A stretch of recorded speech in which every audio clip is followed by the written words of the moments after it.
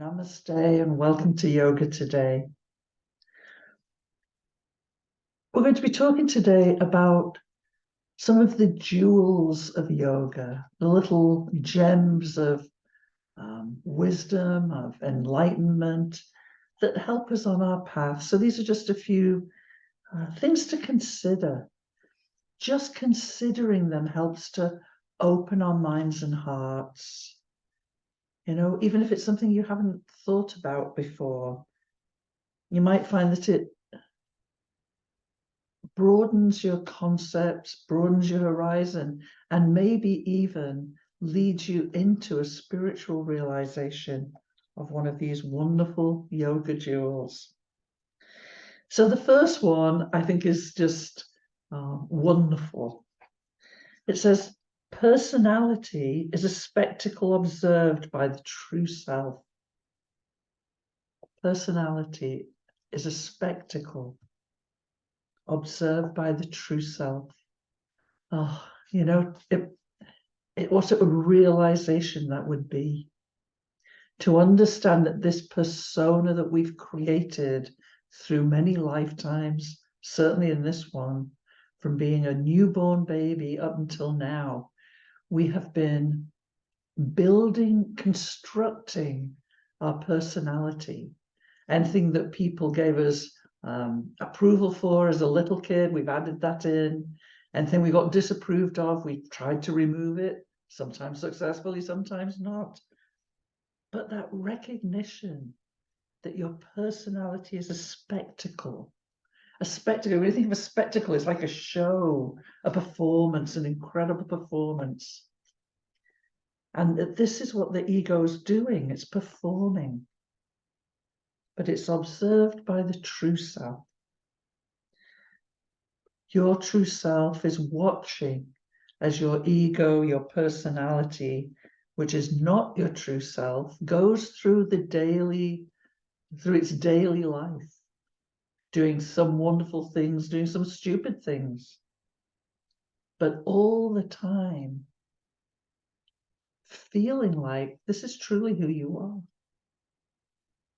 You know, I was talking about it with a friend, and it was this idea that you know, it's interesting to know how people perceive you.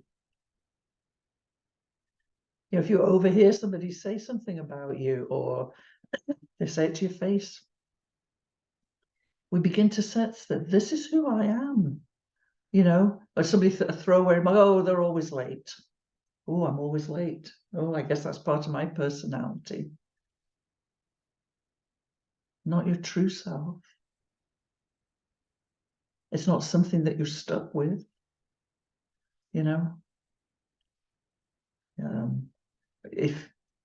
For me, I came from a background where emotional display, any display of emotion, good, bad, or indifferent, was considered inappropriate. It's very much a sort of a very British stiff upper lip view of life. And so I grew up feeling like to be emotional is inappropriate. And so people would say, oh, she's too emotional, really, you know, as if this was a terrible thing.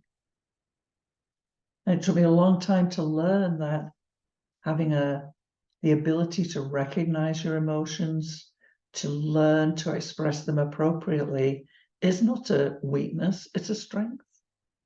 And yet it's all part of this personality spectacle observed by the true self. And so yogis would say this personality, your ego, your sense of self, is a tyrant because you constructed it, you built it, and it rules you. And yogis would say it imposes a faithless, materialistic view of life. Why? Because it's built on reactions from outside of you. It's not coming from inside. It's not coming from your soul. It's coming as a reactionary behavior, depending on what's happened to you in your life. So we have this tyrant that's imposing a faithless, materialistic view of life. But Your soul will dethrone the tyrant. It's just a matter of time. So what can we do about it? And one of the most wonderful things we can do is, first of all, begin to sense, to acknowledge for yourself that this person you think of as me, I do this, I do that. Oh, I'm always this way. Oh, I don't like to do that. You know, when little kids do it, it's so obvious. We don't realize we're big kids doing the same thing. You know, can we see the difference between that and your true self? So can we learn to witness, to watch? When you're in the throes of something challenging and responding maybe inappropriately, can you see that this is the spectacle? This is the personality. It's not your soul. You know, and it's a brave person who lifts the lid on that particular view. Can you sit back? And there's different ways to do it. You know, very often when you hear people who've had near-death experiences, they very often talk about feeling like, you know, they're in the hospital and they're being resuscitated or something, that they feel like they're in the corner of the room. Well, you know, they're a soul, they're not in the corner of the room, but what they're doing is viewing it from a distance. They're witnessing what's happening to them and recognizing that what's happening to this vehicle is not who they truly are. So can we develop witness consciousness either by stepping and looking from above below, so that you have this sense of that you're looking down on the spectacle of your personality and your ego? Or you can feel like you're looking from deep within yourself. So instead of being out here in the outside layers of your being, can you be inside, looking out through that? So just let's take a couple of minutes and we'll just sit and see if you can witness your own sense of self, your own personality, and see it as separate from your true self.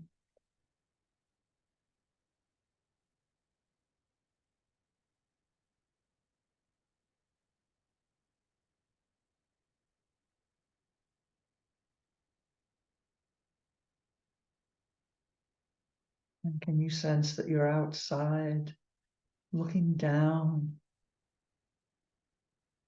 or you're deep within looking out?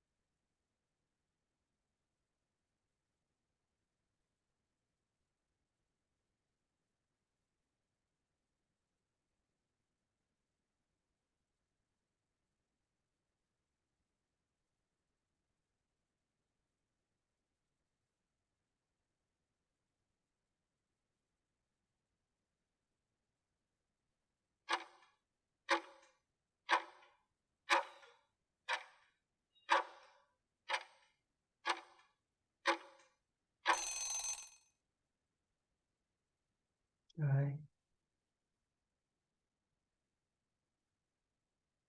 And this is something we've been talking about over the last few weeks, is that it's infinite consciousness that's expressing as each individual the eternal, the one. Each of us is a facet of that universal consciousness, of that one expressing, be it physically, at the heart-mind level, or from the soul. And we are all a part of that one. So let's do that for a minute.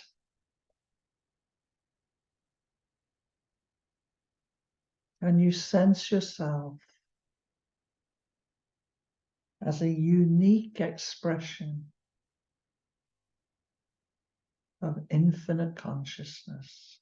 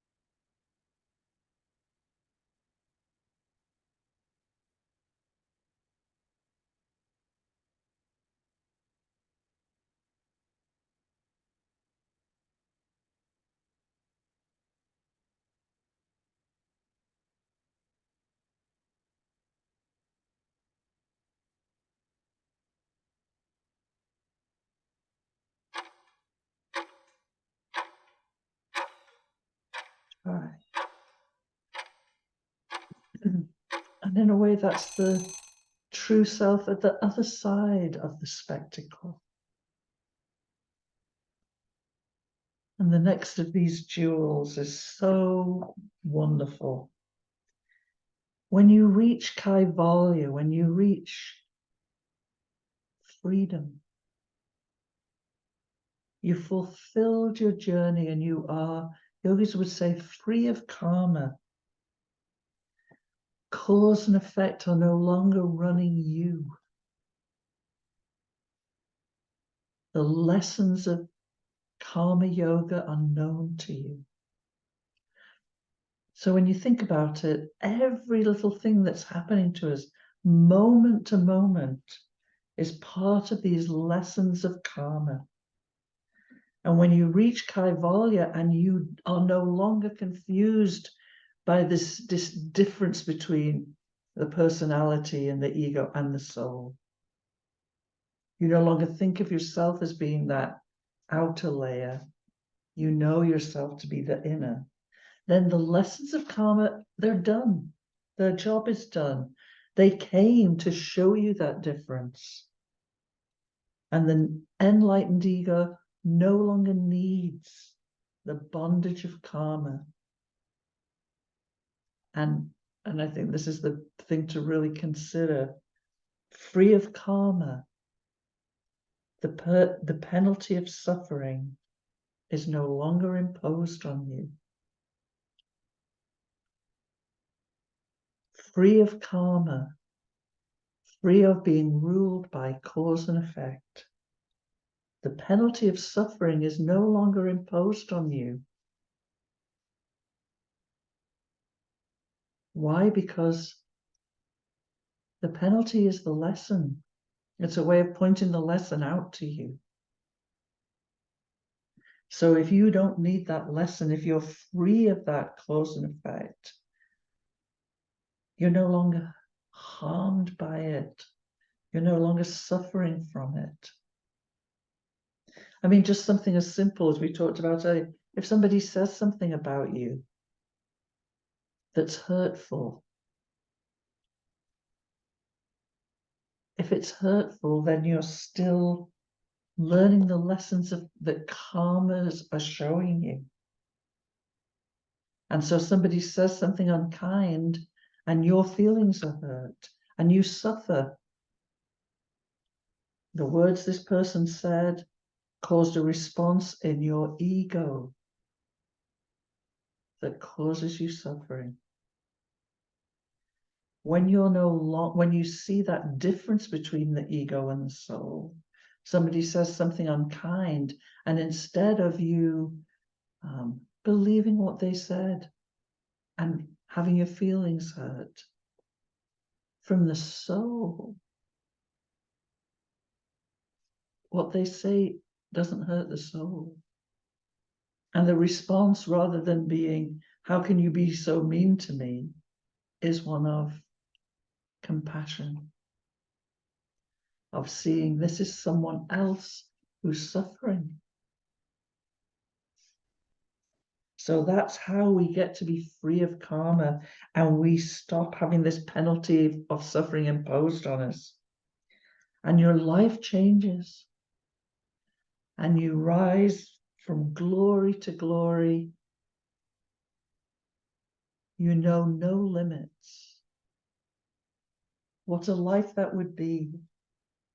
You know, we take everything so personally. You know, the computer's not working, that's personal. Somebody in the line in the grocery store is taking a long time to get their purse out of their bag, you know, get their money out of their purse. We take it all personally, as if all these things are happening to us. What a difference if you're witnessing it happening and just seeing it happening and not feeling like it's an opportunity for your ego to learn. So at that point, you know no limits. And so yogis would say, it's a starting place. You know, people look at enlightenment as being an end point. You know, if I get everything all sorted out now, you know, if I can get this all done, get my personality fixed, then I'll be enlightened. And then we're good to go. No. As we make that distinction between the soul and the heart-mind field, we begin to live in freedom, in a state of enlightenment, the beginning of a conscious relationship with the Creator. We're disentangled from the mind, from the physical, mental, emotional. We have mastery over personality and the ego and the lower nature. You know, most of us don't have mastery over our own phones, let alone our personality. You know, we don't have mastery over the remote control. But imagine a life where your true self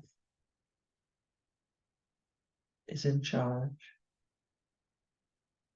When your true self, who you truly are, is expressing. Not this anxious ego trying desperately to hold itself together.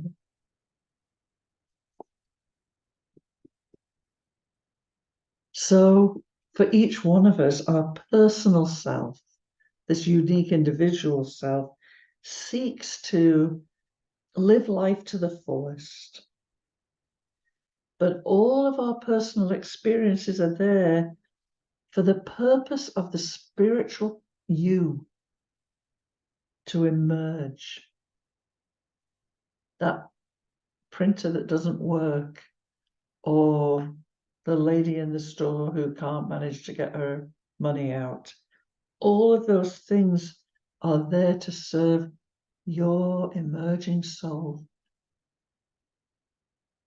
This is not something terrible that's happening to you. This is another opportunity to grow. An opportunity to see what's happening as a chance for your soul to express more, not for the ego to get more encrusted.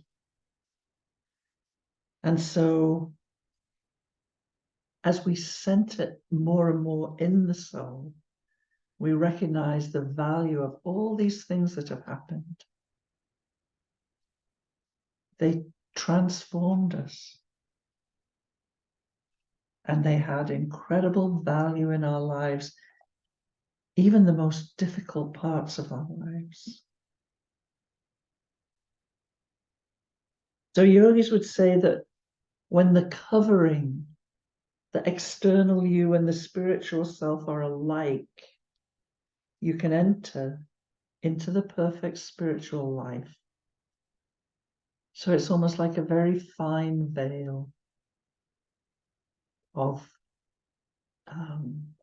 transformed ego or transformed personality that allows the soul to express through it.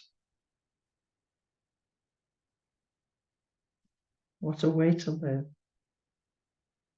And as we live like that, any new things that come up for us to contend with, any new fears, any enemies, they can all be overcome. At that point, you know how to do it. They can be overcome by renewing the fight to distinguish between the soul and the heart mind. And that recognition that it is the nature of our soul to be unconquerable.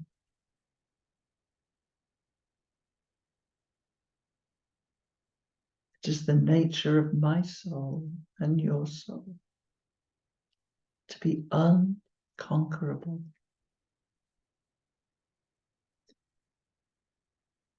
Not conquered by the mobile phone or the unkind words of a friend.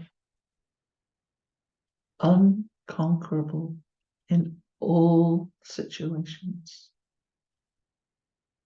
So may we turn inwards to the soul. What is your soul showing you here?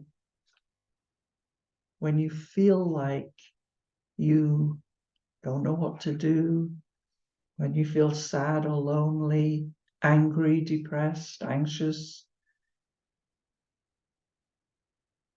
that's external. The soul within is unconquerable. So which way do you want to turn? Out into the mess or inside to the soul? So let's take these last few minutes and just try to sense what that might mean to you in your life, how it might manifest. My soul is unconquerable.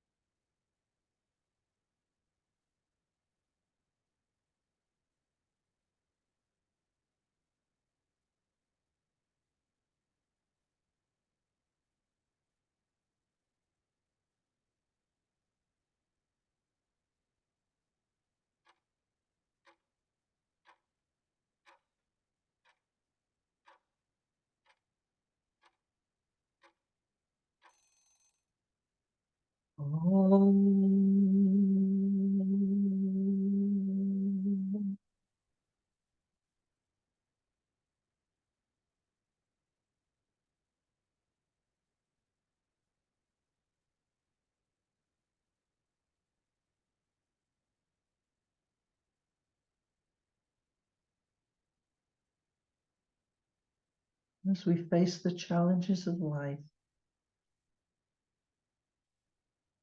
May we sense the soul is unconquerable. May we recognize this as part of our true nature and turn to the soul when we need help.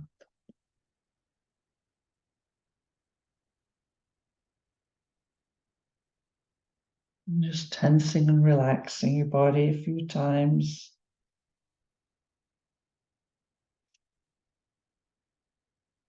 Taking a deep breath, gently opening your eyes. Namaste.